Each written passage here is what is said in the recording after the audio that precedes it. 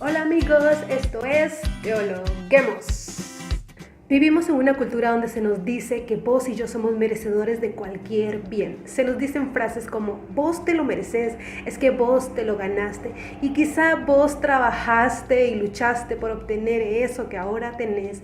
La verdad es que detrás de todo eso hay una fuente que está proveyendo toda bendición en nuestras vidas y me refiero a la gracia de Dios. Todo cuanto tenemos y podamos tener en esta vida es por la gracia de Dios.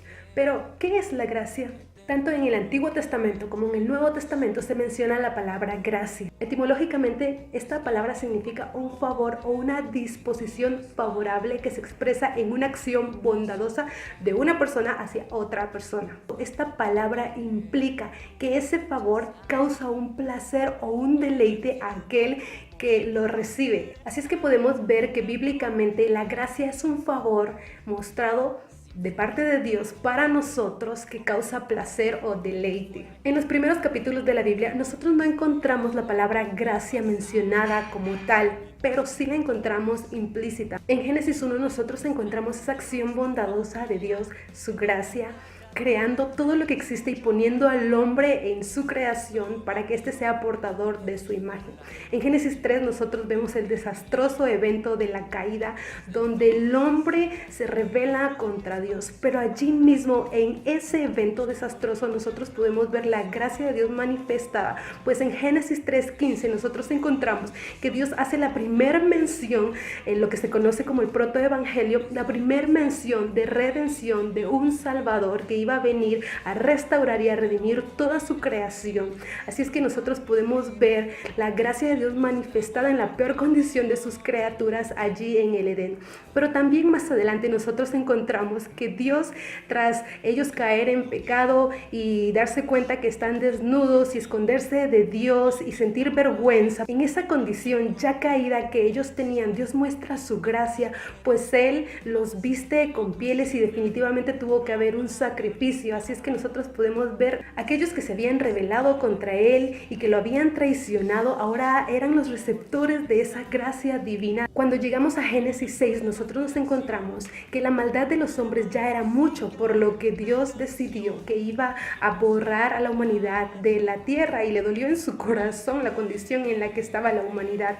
Pero la palabra dice que Noé halló gracia delante de los ojos de Dios. Así es que nosotros podemos ver la gracia de Dios manifestada en la peor condición de la humanidad. Preguntémonos, ¿era Noé bueno, mejor que las demás personas? Claro que no, él también tenía una naturaleza caída. La NBI dice que Noé contaba con el favor del Señor. Así es que nosotros podemos ver la gracia de Dios manifestada en la peor condición de la humanidad. Y así nosotros podemos ver a través de toda la historia bíblica cómo la gracia de Dios es constantemente manifestada, es constantemente mostrada con acciones bondadosas hacia la humanidad. Cuando nosotros llegamos al Nuevo Testamento, nosotros vemos que esa gracia es manifestada en todo su esplendor de una manera magnífica y maravillosa en la persona de Jesucristo.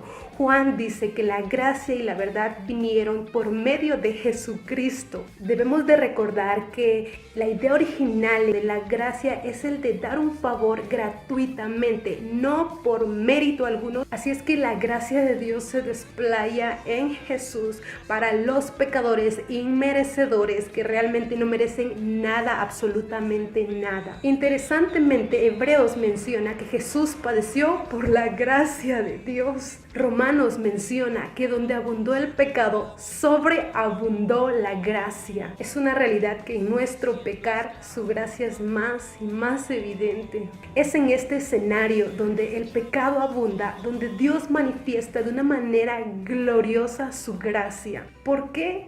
Porque a Él le place hacerlo así. Lamentablemente muchas veces creemos que la gracia solamente nos salva, pero de allí no obra nada más en el cristiano en su vida diaria. La gracia de Dios no solamente salva, por la gracia de Dios nosotros somos transformados, restaurados cada día. La gracia de Dios nos capacita, nos da dones para que los usemos en la iglesia. La gracia de Dios nos capacita para amar, para perdonar, para que venzamos el pecado. Así es que la gracia de Dios se manifiesta en nuestras vidas y es evidente de muchas maneras. Vos y yo necesitamos recordar que nada merecemos, nada bueno hay en nosotros que nos haga merecedores de algún bien. Vos y yo necesitamos recordar que recibimos el regalo de la salvación por gracia, no por mérito alguno, no porque seamos buenos, no porque lo hayamos ganado, sino porque a Dios en su gracia le ha placido darnos el regalo de la salvación. Muchas veces se presenta el cristianismo como un sistema de reglas y leyes y prohibiciones donde